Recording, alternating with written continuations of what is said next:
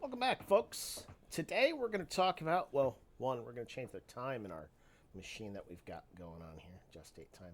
When you default install a machine, it gives you the Microsoft time, which is the West Coast of the United States, because that's where Microsoft was founded.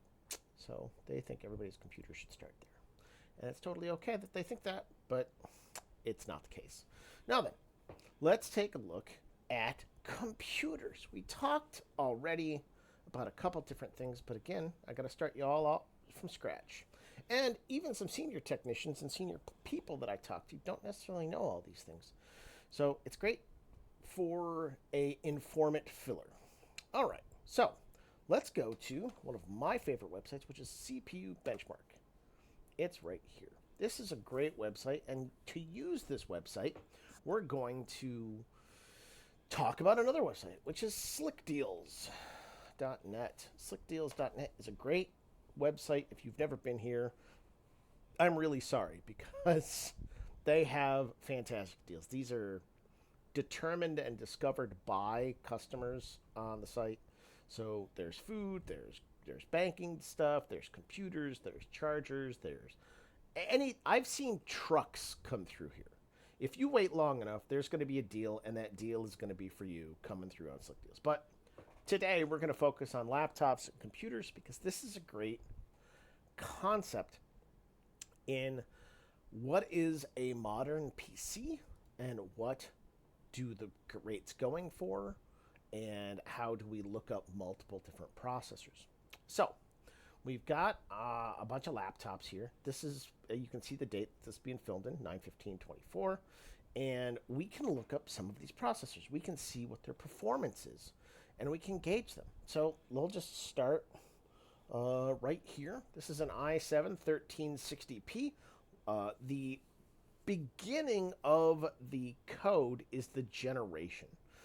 So there's i3, i5, i7, i9. Those are Intel's kind of monikers. You can tell the age of the processor. I've got my own little mnemonic. They just released the i3, i5, i7 at the end of 2009, so I just rounded up to 2010, and you then add the generation to 2010. So this tells me that this processor is a 13th gen, and it came out in 2023 because I'm taking 2010, adding the generation of 13, and getting 2023. That means this is a generation at least old. We're in 2024. We are on 14th gen CPUs. So these are probably like wholesale. You can see this is being sold at Best Buy. You can see this is being sold at Walmart. You can see this is being sold at Costco. It doesn't matter where they are, but we'll look some of these up. So let's take a look at this one, the 1360p. Go over to CPU Benchmark, click on the CPU, and the big giant CPU list, tens of thousands of processors on this list. Crazy, crazy number. It's kind of like trying to figure out the internal components of anything else. You have to either really, really understand the industry or you have to have a tool like this to be able to look these things up. So we're going to look up 1360p. Well, it helps if I type it right. And here we are, the Intel Core i7 1360p. And you can see that this scores 19,163. Well, that's kind of worthless by itself. So let's talk about the God PC, the machine that I'm on right now, which is the 5700U, the Ryzen 7 5700U, and let's compare it to that. So the Ryzen 7 5700U scores 15,846. So this processor on a laptop that is $850 comes with a monitor, comes with meaning the built-in graphics display of the laptop, comes with a battery, comes with other peripherals that the God PC doesn't, but you can kind of compare the performance there.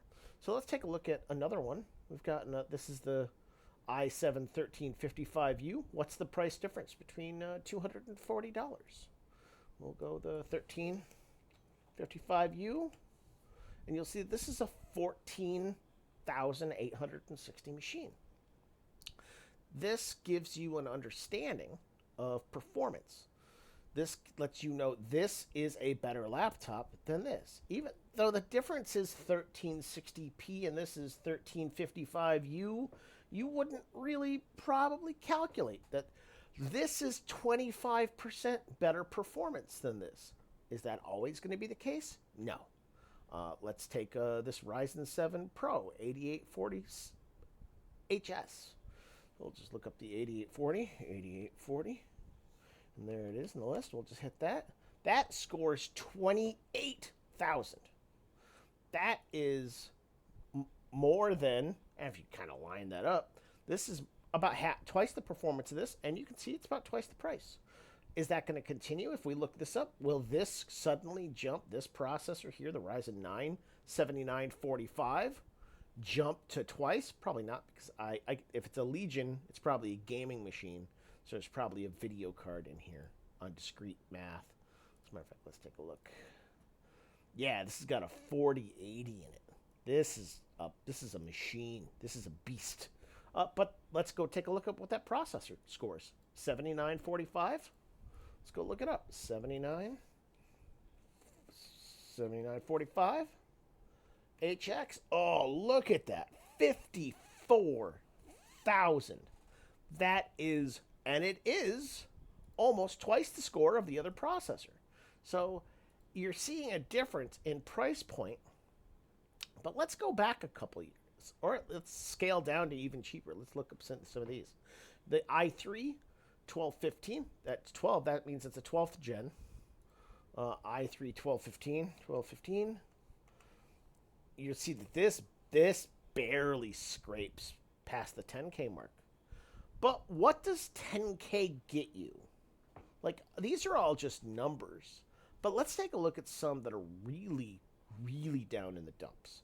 Let's go find some, just like we were shopping for the B-Links on Amazon.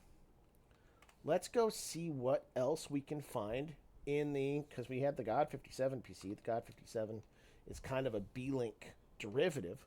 So we've got this B-Link. We've got this is just like the God 57. It's just a mini PC, small form factor. It's got processor. It's got all sorts of great bells and whistles. But if we scroll down, we can see that this is an i5 12th gen, so this is from 2022. Scores, look this up, 17K. That's not bad. That, for the form factor, that's really great. So this should score at our $209 mark, right? We should understand that this shouldn't score that bad, right? Well, I already know the answer because a lot of these things I've already looked up. I've already memorized them. So let's take a look at what the N100 scores. The N100 scores not even 6,000. Well, there's others that are like that out there. There are some other machines that are very slow performers. Here's another one, N95. So let's go take a look at the N95. This is a $200 machine, right? So N95. Look that up, and again, real low score, 5,300.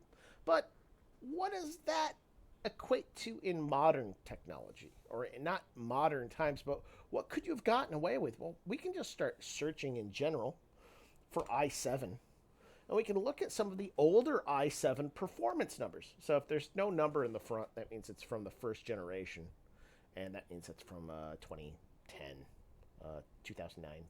As a matter of fact, let's pull one of those up just so you can look at it, look at the stats here, and you can see this came out in 2010, Q3 2010. So this is an older of the first gen i7s. This is a higher end one.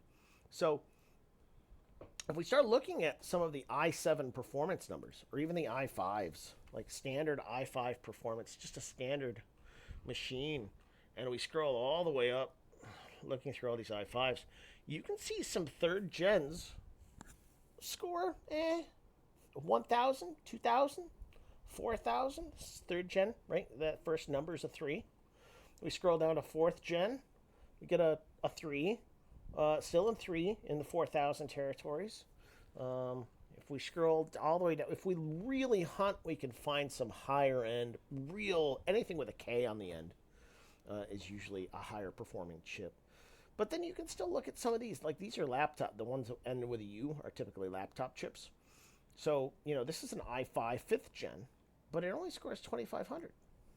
Right? If we keep scrolling down, only when you start to hit 8th gen, which is the minimum threshold, by the way, for your Windows 11 upgrade possibilities. So, you need to be of a certain performance to hit the 10K, but there's, even in the i5s, you can choose poorly. Oh, look at this poor thing, this poor number. 4,400. Still, this is a 10th gen i5. If we keep scrolling and keep scrolling, you can see that you can still choose poorly and get the wrong i5 and still be under 10,000 as early as 4 years ago. So it's really important to have a site like this that you can compare performance so that you're not getting something that is going to be really lackadaisical in what you want to have happen.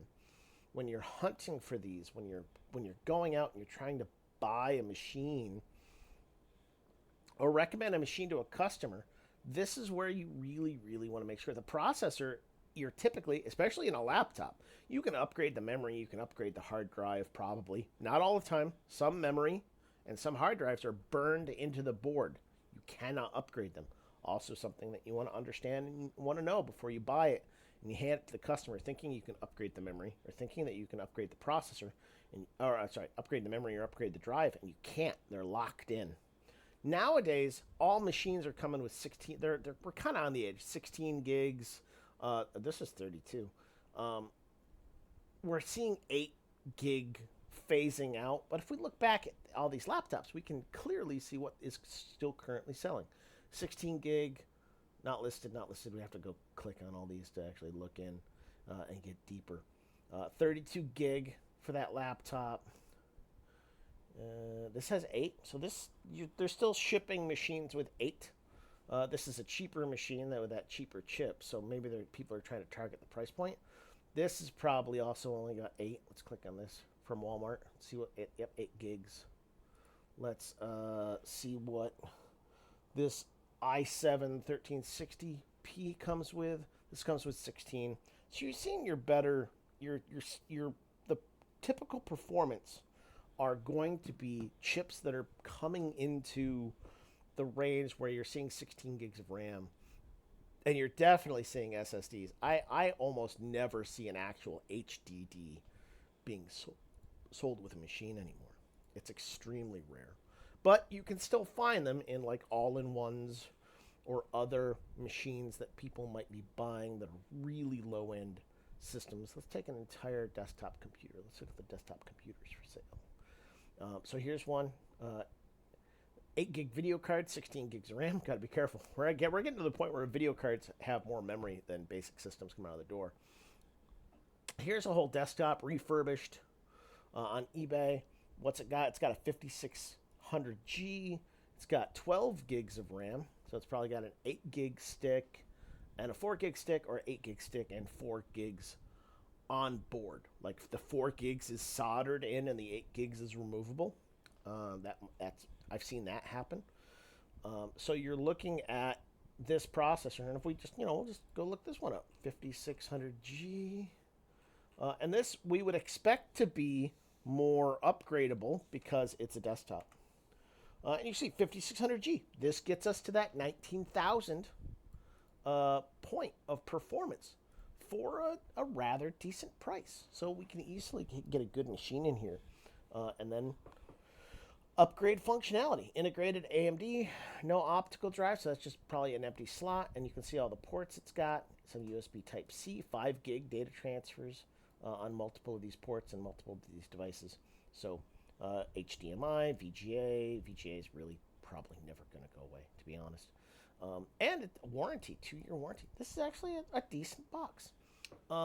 So that kind of gives over CPUs and CPU tools to be able to perform. And you can download their benchmark software, and you can perform your own benchmarks. You can run them in your own isolation. We're going to go look at some other processors later down the road when I show you how to build a gaming slash data server, because we're going to be building a server for us to host a bunch of VMs on later in this project. And as we do that, we want to make sure that we've got some good equipment to be able to make sure it can handle all of the things we're trying to do. All right, fantastic. Talk to you soon. Thanks for watching.